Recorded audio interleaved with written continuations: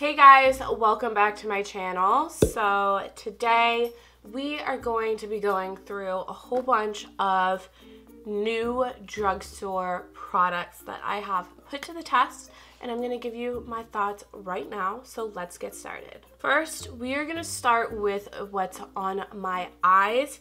Two products here right now, and I have some more that I tried last week that I'm going to share with you, but right now I'm wearing the ColourPop Bare Necessities palette. This is like, oh my god, the dreamiest looking palette you have ever seen. So the thing I love about this is it's all kind of neutral, but you do have like pops of plums in here and warmer shades. So you have like this orangey terracotta color, but then like a ton of neutrals. You have matte and shimmers. This is warm and cool toned, which is awesome. So you can get so many different looks out of this.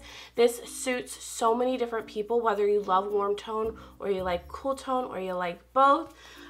This is just like freaking fantastic. So in this video I'm going to show you me using all of these products. So I took the color Full Expose, and I just used that to just make sure everything is set on my eyelid, my primer is set and all that. Then I took Hustler to warm things up in the crease and use it as my transition shade. Then we take All For You and plum things up in the crease. And then my shimmer shade is The Talk, which like I'm just obsessed with this eye look. I love all the colors that I used so far. The texture of this palette, I have to mention, it is like the most gorgeous textured palette. It's like caviar leather. Oh my god, I love it so much. It's really, really fantastic. So loving that. Then on top, I put this glitter by CoverGirl. This is the Exhibitionist in the color number 2. So this is kind of a play off of the Stila Magnificent Metal glitters. So you've got like a flat doe foot applicator and just a lot of glitter. One thing I like about this is it is very shiny and glittery. It's a little chunky, but not too much. What I did was I just put it on the back of my hand, tapped it on my finger, and then tapped it on my lid, and I really like it so far. It was really easy to use, not crumbly, so far so good. Okay, a little bit ago I tried two Milani palettes. We have a lot of Milani in here, a lot of ColourPop. So this one was a complete dud. So I just couldn't make this work. The mattes are so powdery and they don't really give off anything on the eye. And then the shimmers are okay, but the ColourPop ones are so much better. Like this is very soft and it looks pretty on here, but it really just dusts away. It doesn't really have any, it doesn't seem like it has any binder to it, which makes it really adhere together and stick to the eye. So this was just a dud, even though these colors are gorgeous. I do like these little highlighters. One of them just fell out. Oh my god, where did you go?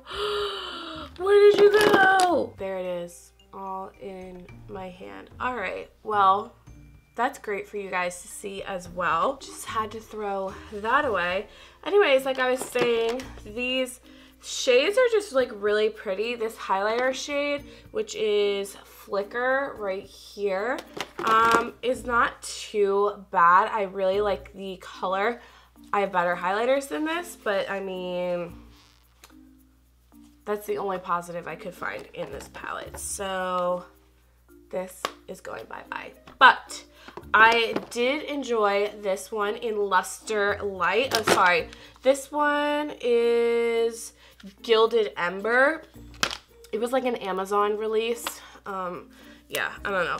This one was decent. Still, this ColourPop palette is blowing this one out of the water, but I could make these mattes work.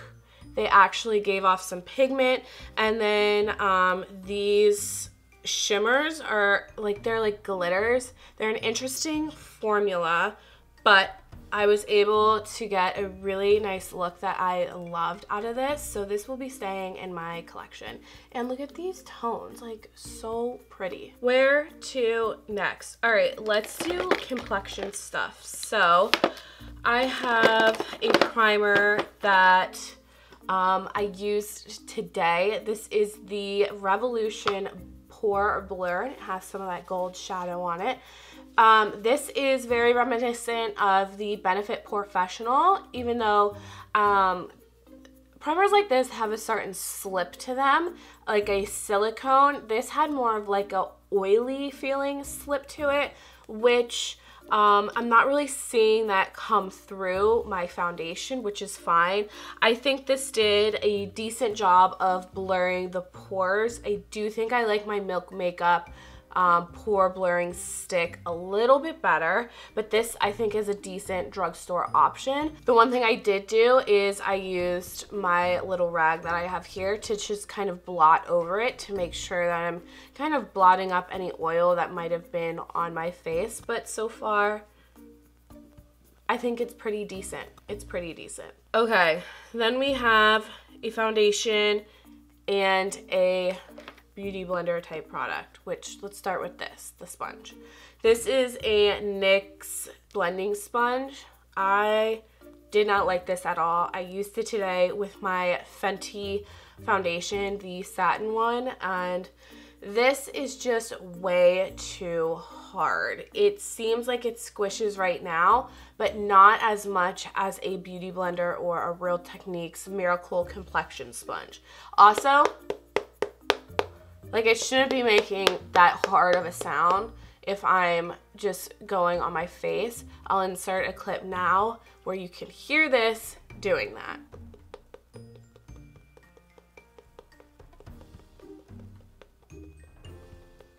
So yeah, this was a no for me. It did put my foundation on, but it was too hard to get around like the crevices, get in here and get foundation in there and blend it evenly and stuff like that. So this is definitely a pass for me. Then we have the CoverGirl True Blend Matte Made Foundation. I'm in the color M10. I really liked this. I think it gave me a nice, beautiful satin finish. I don't think it was too matte, which is good for me, but if you need a really matte foundation, then this could work for you, but it's not like matte, you know what I mean? I love the tone of this. It looked really flawless on my skin. It was really good, and I'm going to enjoy this. One thing that's kind of complexion-y, but this is not drugstore at all, but I did try it. It's the Jeffree Star Cosmetics powder. This is in the color beige. I tried it on top of concealer under my eyes, and it really dried my under eyes out. So I'm gonna try using this on the face. I know these came out with the concealers, so they're really for baking and getting under there, but I'm gonna try this on the face, and I will report back to you at some time maybe if I like it or if it's really freaking horrible, but it was pretty dry on the under eyes, so I will not be using it under there. Okay, we have two highlighters to go through right now. Milani highlighter. This is a highlighter duo in Power Up 120. I liked this. It was really nice. The textures are interesting. Each side has a different texture. This side right here is more powdery. This side is more like a pressed jelly, kind of like this. Not jelly, but like wetter formula. They are gorgeous. This is the more wet side. It's like a beautiful gold, and this is like a rose gold. This is the more powdery side. I really liked this. It was a good buy. I will use it. And then we have this guy. I had to because of the packaging. I'm a sucker for big packaging like this. I don't know why. I don't know why. But this is the Super Shock highlighter by ColourPop in The Real Thing. This is part of like their new, like, I feel like it's like girly wedding collection, but this is the highlighter. So it's a marbled Super Shock highlighter. It has that same consistency that you're used to, and it is like a goldy champagne color. I really like this. I think it's really beautiful. Please excuse my hands. I just tanned last night and the hands are always the worst. But this is just so pretty. So pretty. Love it. Okay, we have some eye products and then lips. So, oh my god, this gold is everywhere. Oh no. Get off my hands, please. Okay, so we have the NYX Worth the Hype. I know this came out a while ago, but I wanted to try it out. I tried it on my bottom lashes and it was a disaster because sometimes I can make big wands work under there, but it wasn't happening. And then I used it for my false lashes and it was okay. I don't think it's the best mascara. I don't think it's worth the hype. It's not, nobody hyped this up, but because of the name.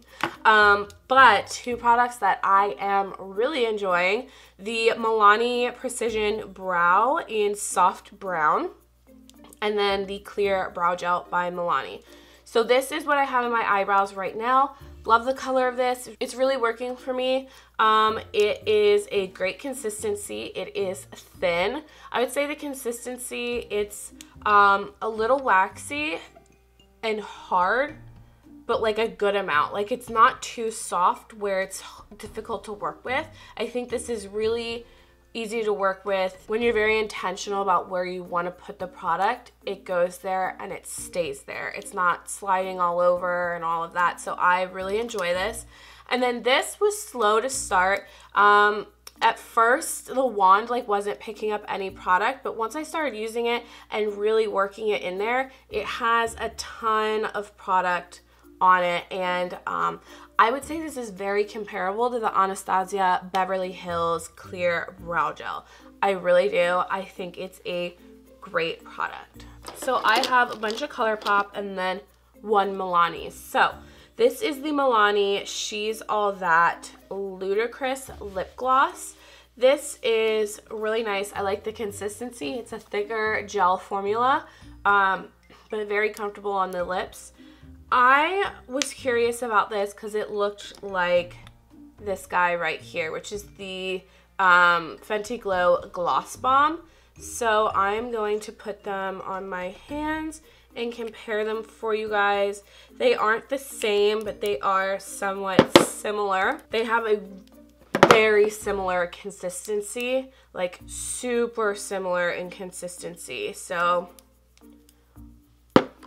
this is the Gloss Bomb over here, and this is the Milani one. So the Gloss Bomb definitely has more pigmentation to it.